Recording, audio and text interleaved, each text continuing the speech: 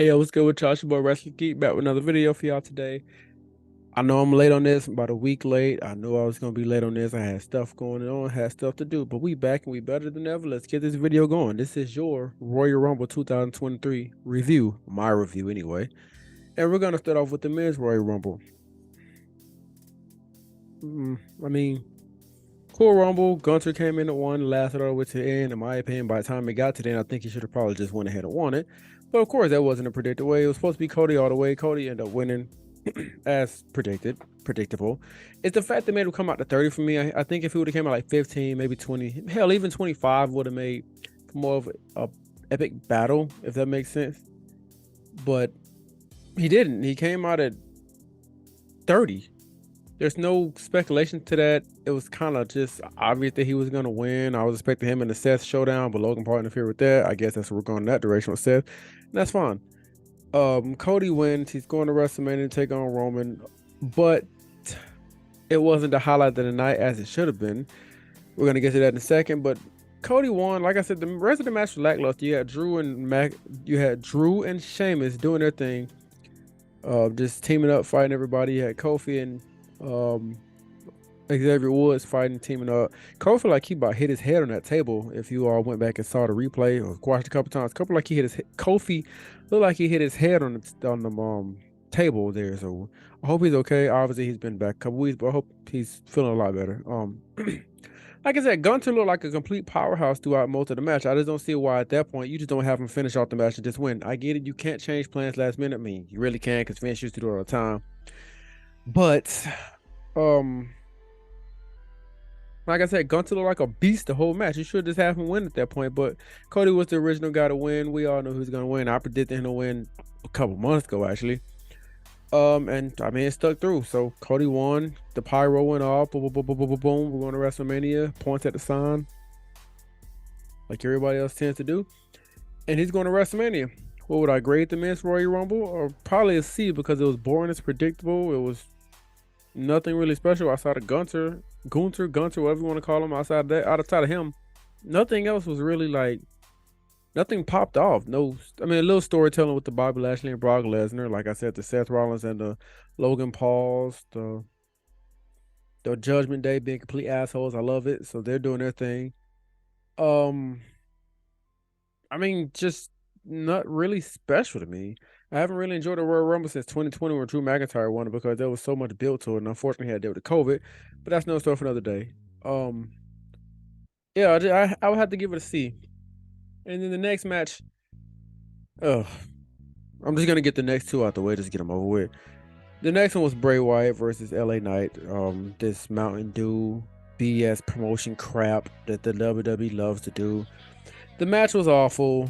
The storytelling was, I really didn't care for the match simply because it was a promotionary match, and they're good at doing that. I had no intentions of really enjoying the match.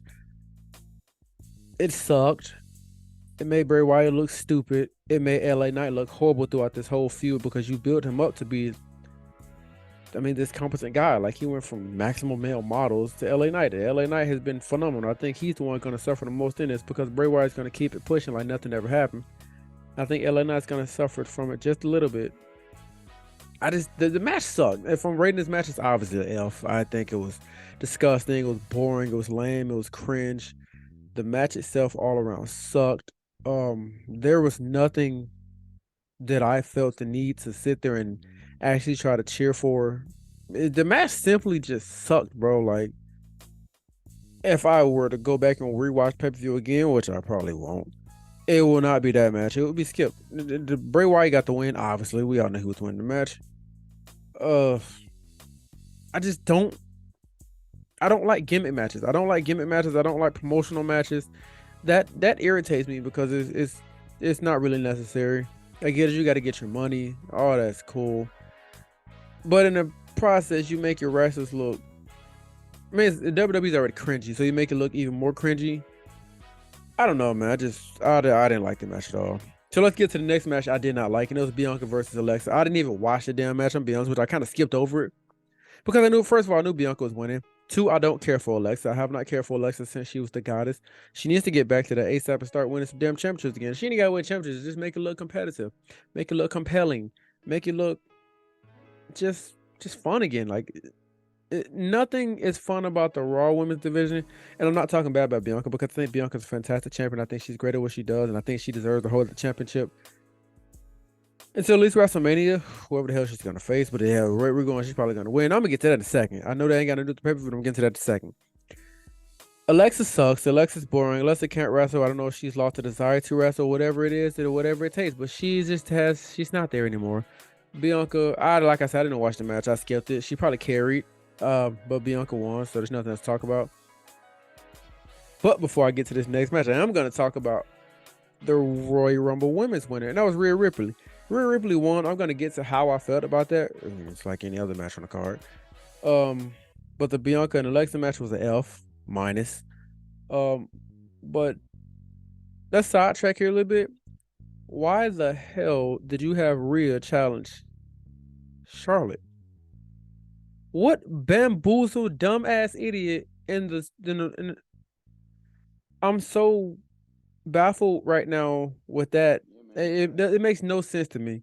You had a whole Bianca and Rhea feud right in front of your hands, and you absolutely wet the bed. I'm gonna make a whole video on that. I just don't see. I guess the Charlotte storyline. She came back to the title for me when I was in NXT. Yada yada. No, we don't want to revisit that. We want Bianca versus Rhea. How do you miss this that much? How do you miss that much? How do you miss by that much? But let's get to Rhea, the proper person who won the championship. She looked dominant from the time she got in the match, as she should, because like I said months ago, she's red hot, she's been hot, she's gonna stay hot. And she's gonna be your SmackDown Women's Champion after WrestleMania, which I guess anything is better than Charlotte, but it should have been her versus Bianca. She's a fucking Raw superstar.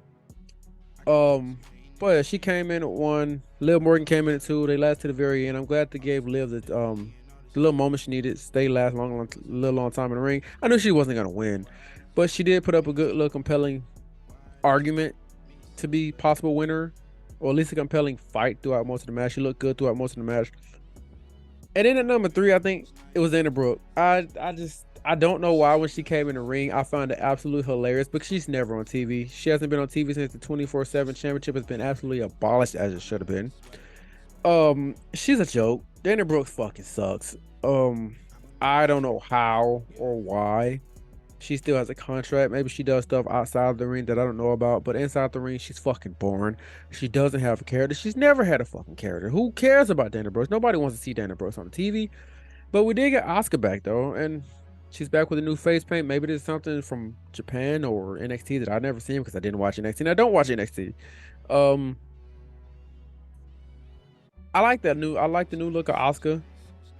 I like the fact that she was in the final 3. I knew she wasn't gonna win, but I like the fact she was in the final 3. They brought Nia Jax back. I mean, take that as you will. I'm not really happy about that. And I heard she's got merch, so I'm assuming she's back full time, even though she was the same one, excuse my language, bitching and complaining about being fired, which is understandable. You lost your job. That's understandable. But you were complaining and whining, and oh, I'm never going back to WWE. But when that money come talking, everybody run their ass back. But yeah, we got Nia Jax back. I mean, okay. I don't even. If you know how I feel about Nia Jax, all you had to do is go click on. I'm gonna put the video right here above my head. You know how I feel about Nia Jax. She's fucking awful. She's absolute, complete, utter shit. She's garbage. I think she's one of the worst women's wrestlers of all time. And I'm gonna leave it at that. So we got Nia Jax back. It's been a week. I'm sorry. I mean, Selena Vega was in there. I mean, okay. B-Fab of Hit Row. You fucking kidding me? B-Fab was in the match? Boy. It was another shit show, in other words. The men's was the ass and the women's was ass. I mean, at least like I said, the proper people won as they should. But she challenged the wrong person. Like, I'm not gonna let that go. I think that's viably stupid that she challenged the wrong person. But we're gonna skip past that. Like I said, the right person won, real won. She should have won. She's going to WrestleMania. She's gonna win as she should. And if she loses, we're gonna have an absolute riot. But we're gonna leave that alone for now because she's not gonna lose to Charlotte. We all know that. And then there's the Roman Reigns versus Kevin Owens bloodline match. It came out just him. It was Roman, Sammy, and Paul Heyman. Paul Heyman is so good at what he does. His facial expressions always make me laugh. Him and Roman have to have some of the funniest facial expressions in all of wrestling. It's so funny. But the match was cool. But after it was what happened after the match is what I care about the most. The continuation of the storyline. Jay came out, Jimmy came out, Solo came out, everybody coming out, beating down on Kevin Owens, just absolutely pummeling him. Roman wanted Sammy to join in. Sammy was kind of conflicted in the back because his best friend's getting his ass beat. And then Roman told him to get a chair. He got a chair. And he was about to absolutely obliterate Kevin Owens after they already absolutely beat the crap out of him. He was about to obliterate him with a chair. Then Sammy got in the way, stopped him, which again progressed the storyline. Got in there, didn't want to do it. He didn't want to do it. He says, it's beneath you, this is beneath you, you don't have to do this, this is beneath you, my tribal chief, blah, blah, blah, blah, all the good stuff. And then Roman told him to do it. And he refused to do it. He hesitated for a while. He just hesitated. Then he absolutely refused. And then one of the greatest callbacks, which I missed, which was kind of funny, I missed the callback of Seth Rollins hit Roman with the chair. Sammy, in the same way, hit Roman with the chair to the back. Roman fell down to the ropes damn near. And it was a great callback to when Seth Rollins did and broke up the Shield. I think it was wonderful. With Jimmy and Jay and Paul all looking, and Solo all absolutely looking shocked. I love it. And then Sammy got the absolute ass whipping of a lifetime. Jay hit him with a super kick. I'm sorry, Jimmy hit him with a super kick, which I find ironic. Him and Jimmy were always the closest. But he hit him with a super kick first. Solo doing his thing, killing him, beating his ass. And then Jay, I was getting confused, was watching in the background. And I saw a good video about it, or possibly why all the callbacks and all the bad memories he had when he first had to join the bloodline, the physical abuse and mental abuse he had to go through. So maybe that's a callback there. We'll get some eventually down the road.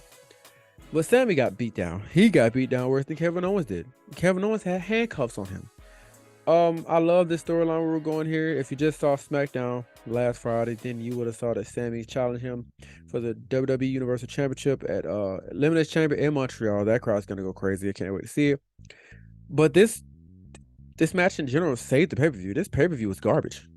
Outside of the Roman storyline, this pay-per-view was horrible.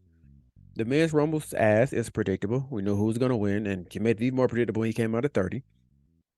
The women's Rumble, ass, outside of Liv, Asuka, and Rhea, nobody else I really gave a damn about. You know how I feel about that Bray Wyatt match and that Mountain Dew garbage.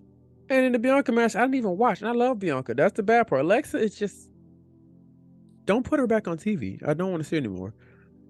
And I hate to sound like a negative guy. I'm not a negative guy. I love wrestling. I love pro wrestling. I love the performers. I love what they do. I love them as performers. But I love what they do in the ring. But yeah, don't get Alexa Bliss back on my TV. Please, no. Please leave it alone. Put her back at the back of the line, please. But outside of this Roman and Sammy feud we got going on, and the Bloodline in general, is that pay-per-view sucked. I'm going to get a pay-per-view. Simply, I'm giving it a D, and it's the only reason not an F. It's because Roman, and I might be nice enough just to give it a C minus, simply because Roman and the Bloodline possibly saved the entire pay-per-view with the ass whooping of a lifetime. And Sammy God, it was brutal. It was actually a little brutal. It was kind of hard to watch. I still watched it, but it was a little hard to watch. But that's my review on this pay-per-view. It was ass. It was first big pay-per-view of the year, one of your big four, and you came out like that. You came out flat. You flopped.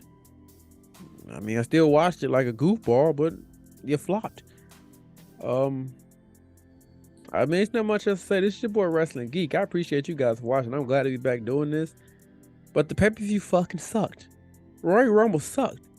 Outside of the Roman Bloodline story, it sucked. I hope anybody who out there enjoyed it, you guys enjoyed it. You enjoy what you enjoy, and that's fine. But I, quite frankly, didn't enjoy the pay-per-view. It fucking sucked. So excuse my language once again, but it sucked. This is your boy Wrestling Geek. Go ahead and get you one of these hats. These beauty of a hat. We going crazy on IG. Get you one of these hats. Shop MBB Official will be in the link in the description below. Our Instagram the business page will be in the link in the description below. I appreciate y'all for watching. Appreciate y'all for standing with me this whole time I've been gone. This your boy Wrestling Geek, and I'll see y'all in the next video.